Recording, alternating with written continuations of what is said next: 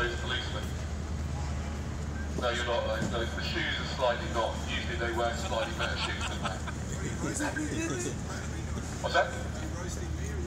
Am I roasting you or am I roasting Pret? I'm trying to roast as many people. I'm not roasting you, really. You're lovely. Although you are wearing Nike shoes, so you deserve to be roasted. Genital retraction syndrome, right? Now, this is, it's also known as Coro syndrome. It's a psychiatric disorder in which a person suffers acute anxiety, sir, over a deep-seated fear that his genitals, or breasts in the case of women, are shrinking or retracting into the abdomen. Do you know what I mean? Are you, anybody here suffering? Right? And until they disappear, upon which they are worried that they might die. The condition is actually seen mostly in Southeast Asian countries, although it can happen here in the UK as well.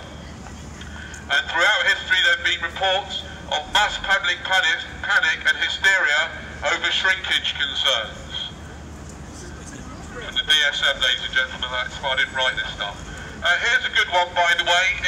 If you're a man in particular and you've got no moral compass and you fancy fondling a woman, when the police turn up, you can claim that you are suffering from alien hand syndrome.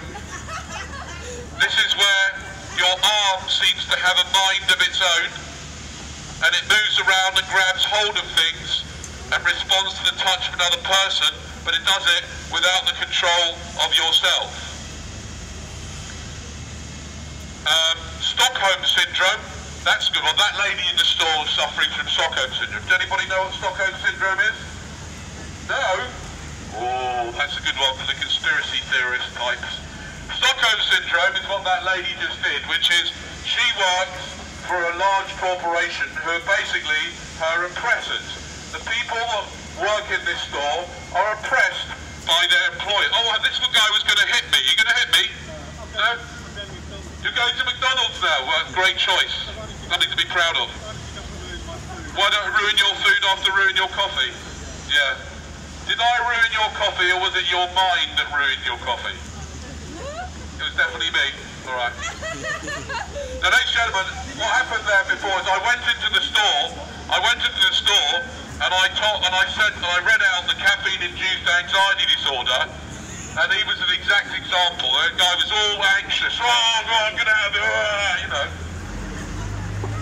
And he said it was me. I said to him, well, what are you saying? Like you were some kind of Zen Buddhist monk before I came in, and all of a sudden, just me talking like this has set you off? I mean, come on.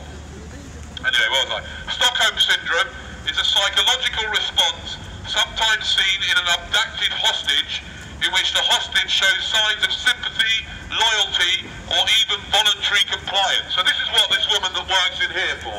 She's being oppressed by the corporation by being paid a measly wage while they take the vast quantity of the money, share it amongst the hedge fund managers and pension fund managers that own all these corporations, right?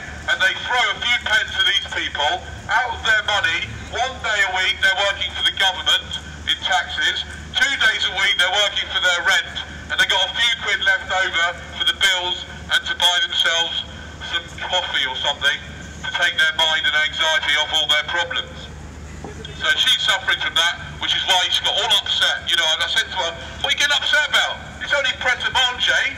It's not a serious thing. Do you know what I mean? It's not like Pret a Manger is some kind of serious outfit, is it? It's a load of crap. It's a big corporation run by a bunch of greedy psychopaths who are pretending to sell you really healthy stuff, but actually selling you narcotics. You don't want to be taking that too seriously, madam, calling the police because I was talking in your ridiculous store. God, blimey. Talk about Stockholm syndrome. Now, this is ridiculous. Look, I'm sorry. I'm only staying for another 5 minutes. Okay? Seriously, this is unacceptable. The police should be here by now. They're meant to be protecting the corporations. What's going on? Anyway, where were we? Yes. This is another one, by the way, which some of you will probably have experienced. Taijin Kyofusho. This is a phenomenon which started off in Japan, and basically what it is characterized by crippling fear of social neither natural nor organic, right? Bread, by the way, which he's eating there, bread works on the same neuroreceptors as heroin. Try getting off bread. Try getting off sugar. Try getting off all these caffeine. Try getting off these narcotics that these corporations are pushing on us. And she calls the police. I should call the bloody police. On them. Anyway, this is a cool one actually. I can see that a few of you are a bit hippie type. This is a hippie type mental health condition. It's a really cool one. It's called synesthesia. This neurological phenomenon occurs when stimulation of one sense leads to involuntary experiences in another sense, or a union of the senses, where, for example, taste and sound are joined together. Some people experience colour when they hear sounds, or read words and may be able to answer a question like, what colour is the word A? What colour is the word A, sir? Blue. See what I mean? Yeah. Now, many people with this disorder use their experience to create works of art. Pharrell Williams and Lady Gaga are famous synesthetes. I don't know how you say that, but they've got this. They've got this issue. Where were we? Let's see what oh, erotomania. I bet you've had that, some of you. I bet you've had erotomania. Erotomania is a pretty strange disorder, sir. Essentially, it refers to people who are deluded into thinking that someone else is in love with them. Yeah, you too? Yeah.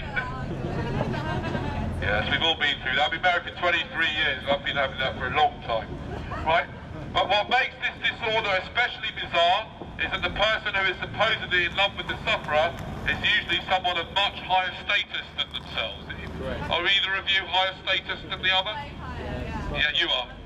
Yeah, you look at it, actually, definitely. So how did you get her? I don't know. I'm still wondering.